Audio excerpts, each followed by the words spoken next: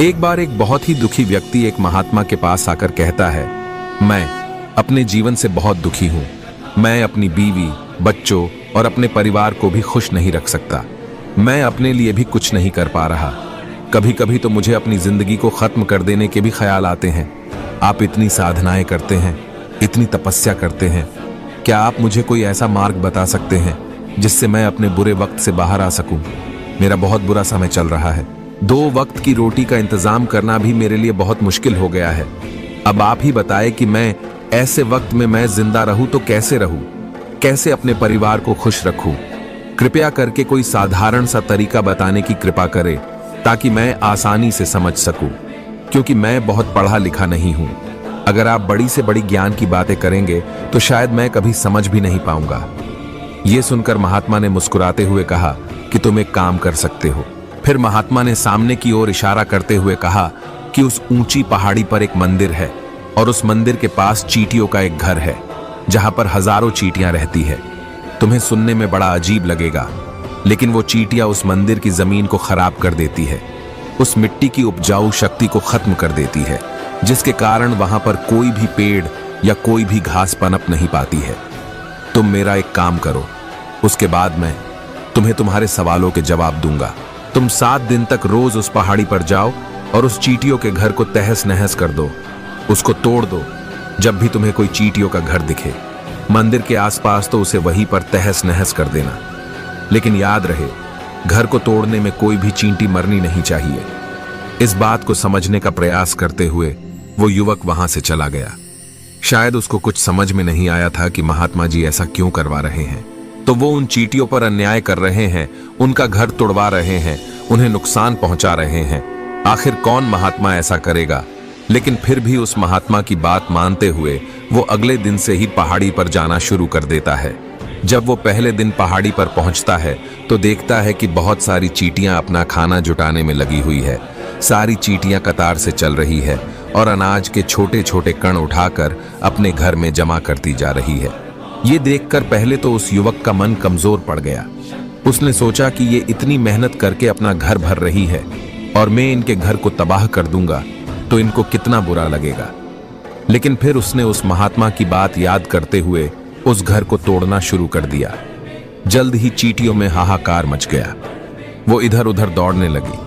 अभी तक जो कतार से चल रही थी अब वो बिखर गई और इधर उधर अपनी जान बचाने के लिए भागने लगी। थोड़ी देर में घर टूट गया और सारी चींटियां इधर उधर छुपने के लिए भाग चुकी थीं। ये करने के बाद वो युवक दुखी मन से वापस अपने घर पर लौट आया। उसका मन परेशान था, दुखी था, पश्चाताप से भरा हुआ था। फिर उसने अपने बिस्तर पर रात में लेटे लेटे ही सोचा कि अब तो उन चींटियों का घर तबाह हो चुका है, अब वहां वापस जाने का क्या फायदा होगा, क्योंकि चींटियों का घर तहस नहस करने के लिए महात्मा जी ने कहा था, जो मैं कर चुका हूं। लेकिन फिर कुछ सोचकर अगले दिन उसने फिर से जाने का निश्चय किया और अगले दिन सुबह सुबह उठकर वो वापस उसी पहाड़ी पर पहुंच जाता है। पहाड़ी पर पहुंचकर वो उसी जगह पर पहुंचता है जहां पिछले सुबह उसने उस घर को तहस नहस कर दिया था। लेकिन वो ये देखकर चौंक जाता है कि उन चींटियों ने फिर से अपना घर उसी जगह पर बना लिया था और अब वो फिर से अपने घर के लिए सामान इकट्ठा करने में जुटी हुई थी। उस आदमी को देखकर लगा कि ये चींटियां कितनी मूर्ख है। इनको पता है कि कल ही इनका घर इसी जगह पर तबाह किया गया था और उसी जगह पर उन्होंने अपना नया घर भी बना लिया। और ये सोचकर वो आदमी हंसने लगा। लेकिन फिर से महात्मा की बात याद करते हुए उसने उन चींटियों का घर फिर से तबाह करना शुरू कर दिया।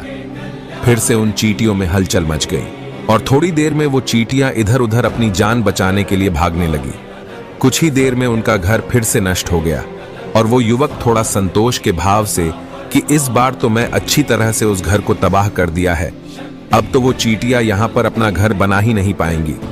इसीलिए जाने से पहले उसने उस घर पर ठंडा पानी भी डाल दिया ताकि चींटियां वहां पर अपना घर न बना सके। और इस तरह अपना कर्म पूरा करके वो युवक फिर से अपने घर लौट आया।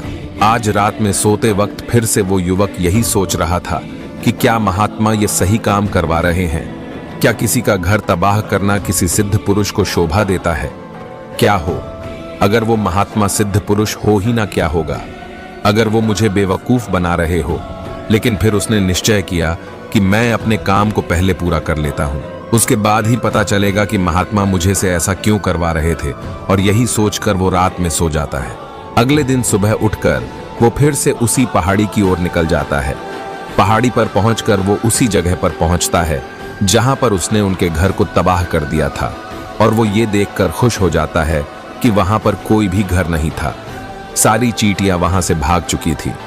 अब उसने सोचा कि अब मेरा रोज रोज आने का क्या फायदा होगा, क्योंकि चींटियां तो अपना घर बदल चुकी है, और महात्मा जी ने मुझे 7 दिन आने के बाद कहा था, लेकिन आज तो तीसरा ही दिन है। अब बाकी 4 दिन वापस आने का क्या फायदा होगा। और यही सोचकर उसने निश्चय किया कि यहां से वो सीधा उसी महात्मा के पास जाएगा और उनको ये सारी खबर बता देगा।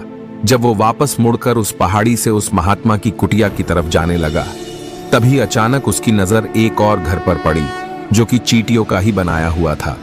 मतलब कि वो घर चींटियों ने ही बनाया था, और अब वो चींटियां नए घर में वास कर चुकी थी। ये नया घर उनके पुराने घर से थोड़ी ही दूरी पर था, और जब उसी युवक की नजर उस घर पर पड़ी तो उसने सोचा कि शायद महात्मा को पता था कि ये चींटियां अपना घर यहां से बदलकर किसी दूसरी जगह पर बना लेगी, इसीलिए उन्होंने मुझे 7 दिन आने के बाद कहा था। और ये विचार करके वो उनका नया घर भी तोड़ने के लिए पहुंच जाता है। जब वो वहां पहुंचा तो चींटियां उसी तरह अपने कार्य में लगी हुई थी। वो अपने लिए खाना इकट्ठा कर रही थी और अपने घर में जमा कर रही थी। जब पुराना घर टूटा था, वहां भी अनाज के कण बचे हुए थे, और चींटियां वहां से भी अनाज इकट्ठा कर करके वापस अपने नए घर में ला रही थी। अब यहां पर फिर से युवक का मन थोड़ा कमजोर पड़ गया, क्योंकि वो खुद भी कमजोर था, खुद भी वक्त का मारा हुआ था। इसीलिए उसके मन में उन चींटियों के प्रति दया का भाव उमड़ रहा था। उनके ऊपर उसे दया आ रही थी। वो चाहता था कि उनकी मदद करे, लेकिन वो उल्टा उनको नुकसान पहुंचा रहा था। लेकिन उस महात्मा की बात को याद करते हुए उसने फिर से उस घर को तोड़ने का निश्चय किया, और उसने इस बार बड़ी ही सावधानी के साथ बिना किसी चींटी को कोई नुकसान पहुंचाए वो घर तबाह करना शुरू कर दिया। वक्त थोड़ा ज्यादा लगा, क्योंकि किसी भी चींटी को नुकसान न पहुंचने की शर्त महात्मा ने पहले ही रखी थी। इसीलिए उसको बड़ी सावधानी के साथ उन घरों को तबाह कर रहा था। लेकिन आखिरकार उसने उस घर को भी तबाह कर दिया, और उस घर को तबाह करने के बाद वो बड़े ही दुखी मन से, इस बार वो पहले से भी ज्यादा दुखी था, क्योंकि उसने उनका नया घर भी तोड़ दिया था। वो उन चींटियों को बसने ही नहीं दे रहा था, और वो अब अपने आप को शैतान या दानव समझने लगा था। लेकिन फिर भी उस महात्मा की बात को मानते हुए वो अपने घर पर दुखी मन से वापस आ गया। रात में सोने से पहले एक बार उसने फिर से सोचा कि मैं कितना बड़ा शैतान हूं, कितना बड़ा दानव हूं। पुराना घर तो छोड़ो, मैं उन चींटियों को कहीं भी बसने के लिए कोई जगह ही नहीं दे रहा हूं। वो चींटियां मेरे बारे में क्या सोचती होगी? वो कितना बड़ा दानव होगा उस परमात्मा को जो मेरे द्वारा ये काम करवा रहा है। लेकिन फिर भी उसने अगले दिन जाने का निश्चय किया, और अगले दिन सुबह सुबह वो फिर से वहां पर पहुंच गया। वो ये देखकर फिर से आश्चर्यचकित रह जाता है कि इस बार चींटियों ने एक और नई जगह पर अपना घर बना लिया था। वो तो पहले से भी ज्यादा ऊर्जा के साथ काम कर रही थी, और उन्होंने एक रात में पहले से भी बड़ा घर बना लिया था, और अब वो फिर से अपना अनाज और खाना इकट्ठा करने में जुटी हुई थी। ये देखकर उस आदमी को लगा कि ये चींटियां किस मिट्टी की बनी हुई है। मैं उनको बार बार यहां से भगाने की कोशिश कर रहा हूं, और ये वहीं पर अपना घर बना लेती है। क्या इनको पता नहीं है कि मैं यहां पर कभी भी बसने नहीं दूंगा? ये चींटी है, दिखने में इतनी छोटी है, लेकिन फिर भी ये मुझसे हार नहीं मान रही है। बड़ी ताज्जुब की बात है। और इस बार उसने गुस्से में उस घर को तहस नहस करना शुरू कर दिया। लेकिन इस बार तहस नहस करते हुए कुछ चींटियां वहीं पर मर गई, उसके पैरों तले कुचल दी गई। कुचलने के बाद जब वो अपने अहंकार से बाहर आया तो उसने देखा कि गुस्से में उसने उन चींटियों को कितना क्षति पहुंचा दी है। उसका मन पश्चाताप से भर गया, और वो रोता हुआ अपने घर की तरफ बढ़ गया। रात में सोते वक्त उसने सोचा कि मैं उन चींटियों पर बहुत ज्यादा अत्याचार कर रहा हूं, अब इससे ज्यादा अत्याचार मैं नहीं कर पाऊंगा। और यही सोचकर वो अगले दिन उन चींटियों के लिए अपने घर से थोड़ा आटा लेकर उसी पहाड़ी पर पहुंच जाता है। आज उसके मन में उन चींटियों के प्रति श्रद्धा का भाव था, दया का भाव था। आज वो उनकी मदद करना चाहता था, और जब वो वहां पर पहुंचा तो चींटियां फिर से अपने नए घर को बनाने में जुटी हुई थी। उसने बड़े ही करुणा के साथ उन चींटियों को अपना लाया हुआ आटा खिलाया। अगले 7 दिनों तक वो ऐसा ही करता रहा। वो रोज सुबह जाता, उन चींटियों को अपने हाथों से आटा खिलाता। 7 दिन के बाद वो युवक उस महात्मा के पास पहुंचकर हाथ जोड़कर बोलता है कि हे महात्मा जी, मुझे माफ कर देना। मैंने उन चींटियों का घर तबाह करने के लिए बहुत कोशिश की। मैंने उनका घर तबाह किया भी। 1 बार नहीं 4 बार मैंने उनका घर तोड़ा। उसके बाद मैं हिम्मत नहीं कर पाया, उनके घर को नहीं तोड़ पाया। मैं समझ सकता हूं कि मैं आपका काम पूरा नहीं किया और इसके बदले आप मुझे तरीका भी नहीं बताएंगे जो कि मुझे मेरे बुरे समय से बाहर निकाल सकता है। लेकिन मुझे इसका कोई परवाह नहीं है। मुझे लगता है कि मैंने जो किया वो सही किया, इसीलिए मैं आपसे आज्ञा लेकर वापस जा रहा हूं। कृपया मुझे वापस अपने घर जाने की आज्ञा दीजिए। ये सुनकर महात्मा ने मुस्कुराते हुए कहा कि अरे बेटा, कहाँ चल दिए? रुको तो सही, जलपान तो कर लो, थोड़ी देर ठहर जाओ, उसके बाद चले जाना। और ये कहकर वो महात्मा उस युवक के लिए पानी लेकर आते हैं। पानी पिलाने के बाद महात्मा उस युवक से पूछते हैं कि तुम मुझे ये बताओ कि आखिर तुम उन चींटियों का घर तबाह क्यों नहीं कर सके? वो चींटियां तो छोटी है और तुम इतने विशालकाय हो, फिर भी तुम उन छोटी छोटी चींटियों का घर तबाह नहीं कर पाए। कहां है तुम्हारी शक्ति, तुम्हारा बाहुबल? इसका जवाब देते हुए उस युवक ने कहा कि हे महात्मा, मैंने उन चींटियों का घर तबाह कर दिया था, बार बार किया था। एक बार तो अपने गुस्से में उन चींटियों को भी हानि पहुंचा दी थी। लेकिन जिस दिन मैंने उनको हानि पहुंचाई, उसी दिन मुझे लगा कि मैं उनको क्यों हानि पहुंचा रहा हूं, क्यों इनको इतनी तकलीफ दे रहा हूं।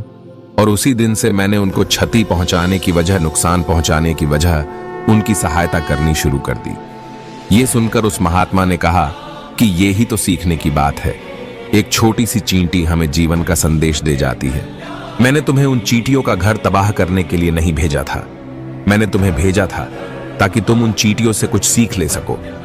तुम्हें क्या सीख मिली? उन चींटियों से क्या मुझे बता सकते हो? यह सुनकर उस युवक ने पूरी कहानी बयां कर दी। पूरी कहानी सुनने के बाद महात्मा ने मुस्कुराते हुए कहा कि बेटा, पहली सीख जो इन चींटियों से ले सकते हैं वो ये थी कि तुमने कितनी ही बार उनके घर को तोड़ने की कोशिश की, कितनी ही बार प्रयास किया कि उनके घर तबाह हो जाए, लेकिन वो हर बार अपना नया घर बना लेती थी। उन्होंने कभी भी हार नहीं मानी। अगर वो हार मान लेती तो वो चींटियां तुम्हें वहां पर नहीं मिलती। जीवन कार्यशीलता का नाम है, लेकिन हम मनुष्य 1-2 बार हार मिलने पर ही टूट जाते हैं, हताश हो जाते हैं और फिर जीवन में प्रयास ही नहीं करते। और कुछ लोग तो अपनी जिंदगी को खत्म करने को उतारू हो जाते हैं। लेकिन जानवरों में तुमने एक बात देखी होगी कि वो अपना जीवन खुद से कभी खत्म कर ही नहीं सकते हैं। तुमने कभी नहीं सुना होगा कि किसी जानवर ने आत्महत्या कर ली, चाहे वो जानवर कितना भी भूखा क्यों ना हो, कितना ही दुखी क्यों ना हो, लेकिन वो अपने जीवन के लिए हमेशा संघर्ष करता रहता है। लेकिन वही दूसरी तरफ हम मनुष्य 1-2 बार हताश होने पर ही अपना जीवन खत्म कर लेते हैं। जीवन तो कर्मशीलता है, कर्म करने का नाम है। जीवन और मृत्यु आखिरी विश्राम है, परम विश्राम है। इसीलिए मृत्यु से पहले कर्म करना कभी मत छोड़ना, क्योंकि मृत्यु के बाद तो तुम परम विश्राम में चले ही जाओगे। तो उससे पहले कर्म करना क्यों छोड़ रहे हो? क्यों हताश हो रहे हो? अगर तुम्हारा एक घर टूट गया है तो दूसरा घर बनाने का प्रयास करो, कोशिश करो, और कोशिश करने वालों की कभी हार नहीं होती। ये तुम उन चींटियों से देख चुके हो। देखने में तुमसे कितनी छोटी है वो चींटियां और तुम इतने बड़े हो, लेकिन उनका मन तुम्हारा मन से इतना बड़ा है, इतना विशाल है, इतना दृढ़ संकल्प है कि इतनी बार घर टूटने पर भी उन चींटियों ने कभी हार नहीं मानी। दूसरी सीख ये है कि जब भी हमारे ऊपर बुरा समय आता है, हमें लगता है कि ये समय कभी नहीं जाएगा, ये समय मेरे जीवन को बर्बाद कर देगा, मुझे कभी नहीं जीने देगा। और अपने इन्हीं ख्यालों से, अपने इन्हीं विचारों से, जिसका असलियत में कोई भी अस्तित्व नहीं है, वो सिर्फ विचार है, और वही विचार हमारे मन को दुखी कर देती है और इसीलिए हम प्रयास करना भी छोड़ देते हैं। लेकिन तुम खुद सोचो कि बार बार प्रकृति हमें क्षति पहुंचाएगी, नुकसान पहुंचाएगी, लेकिन कब तक पहुंचाएगी? अगर हम बार बार फिर से उठ के फिर से नया प्रयास करते रहेंगे तो प्रकृति भी हमारे सामने घुटने टेक देगी और वो भी एक दिन हमारे ऊपर दयावान हो जाएगी, कृपालु हो जाएगी और वो हमें सब कुछ देने लगेगी जिसकी हमने कभी कामना की थी। तुमने खुद देखा कि तुम उन चींटियों को तबाह करने के लिए पहुंचे थे, लेकिन बाद में तुम ही उन चींटियों को अनाज और आटा देने लगे, तुम ही उन पर कृपालु हो गए। क्यों हुए? क्योंकि तुमने देखा कि वो चींटियां हार ही नहीं मान रही है। इसी तरह अगर तुम भी अपने जीवन में कभी हार नहीं मानोगे तो एक न एक दिन ये प्रकृति तुम्हें वो सब कुछ देगी जो तुम अपने जीवन में पाना चाहते थे। इसीलिए 2 सीख याद रखना, कर्मशीलता कार्य करते जाना, और दूसरा कि एक न एक दिन प्रकृति तुम्हारी उस कर्म का परिणाम तुम्हें जरूर देगी।